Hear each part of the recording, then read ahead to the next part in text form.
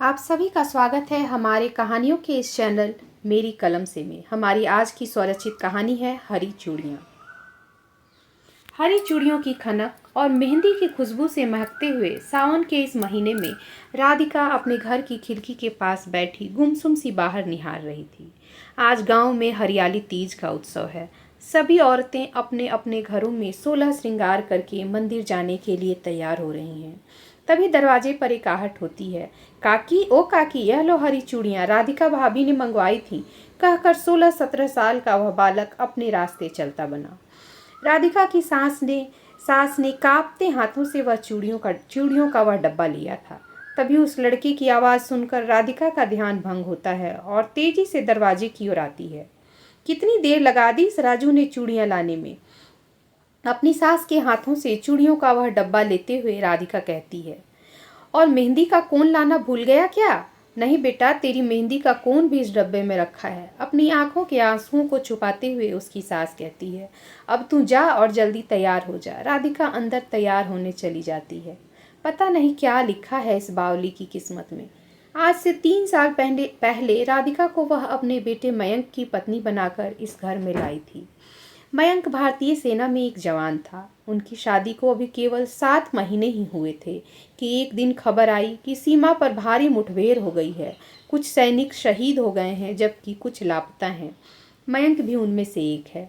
ऐसा अंदेशा जताया जा रहा था कि वह विदेशी सेना की कैद में चला गया है। तब से लेकर आज तक राधिका हर दिन हर पल अपने पति की राह देखती है, उसे याद करती है, हर तीज त्योहार में उसकी लंबी उम्र की प्रार्थना करती है। पता नहीं मेरा बेटा अब इस दुनिया में। सोचकर उसकी सास की आंखों में आंसू आ जाते हैं। माँ, मैं मंदिर जा रही हूँ। सामने हरी चूड़ियों और मेहंदी लगाकर तैयार हुई राधिका आकर कहती है। आंखों में उम्मीद और दिल में अपने पति के लिए अटूट प्रेम लिए राधिका को सामने खड़ी देखकर एक पल के लिए उसकी सास की आंखों में भी आशा की किरण सी जाग उठती है। राधिका मंदिर की ओर चली जाती है। ऐसा नहीं था कि राधिका उदास नहीं होती थी। आज मंदिर में पूजा करते समय उसकी आंखों में भी आंसू थे, लेकिन वह प्रतिदिन ईश्वर से अपने पति की सलामती की प्रार्थना करती थी। राधिका बेटा, भगवान ने चाहा तो हमारा मयंक जल्दी वापस लौट आएगा, गांव की बुजुर्ग महिलाओं ने उसे मंदिर में धीरज देते हुए कहा। जिस विश्वास से तू हर साल इन हरी चूड़ियों और मेहंदी से अपने हाथों को सजाकर भगवान से प्रार्थना करती है, वह तेरे पति को अवश्य लौटा लाएंगे, उसकी हम उम्र सहेलियों ने उससे कहा। रात में अपने पति को याद करते करते राधिका की आंख जरा देर से लगी थी।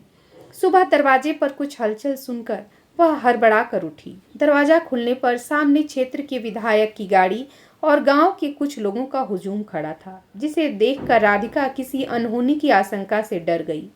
लेकिन तभी विधायक जी ने बताया कि सरकार की पड़ोसी देश के साथ संधि हुई है और सभी युद्धबंदियों को अगले सप्ताह रिहा किया जा रहा है। उस लिस्ट में मयंक का नाम भी है। वह अगले सप्ताह वापस लौट रहा है। यह सुनते ही राधिका की आंखों से खुशी के आंसू छलक पड़े। उसकी सास ने रोते हुए कहा, मेरी बहू के विश्वास ने मेरे बेटे को लौटा दिया। आज पूरे गांव में खुशी का माहौल था। दुश्मन की कैद में 3 साल बिताने के बाद आज मयंक वापस लौट रहा था। पूरा गांव उसके स्वागत के लिए गांव की सीमा पर खड़ा था। थोड़ी ही देर में एक सरकारी गाड़ी गांव की ओर आती है। मयंक गांव आ चुका था। हालांकि दुश्मनों की कैद से आने के बाद वह काफी कमजोर दिखाई पड़ रहा था, लेकिन उसके चेहरे पर उत्साह और अपनों से मिलने की खुशी झलक रही थी। माँ, तेरे आशीर्वाद से मैं सही सलामत लौट पाया।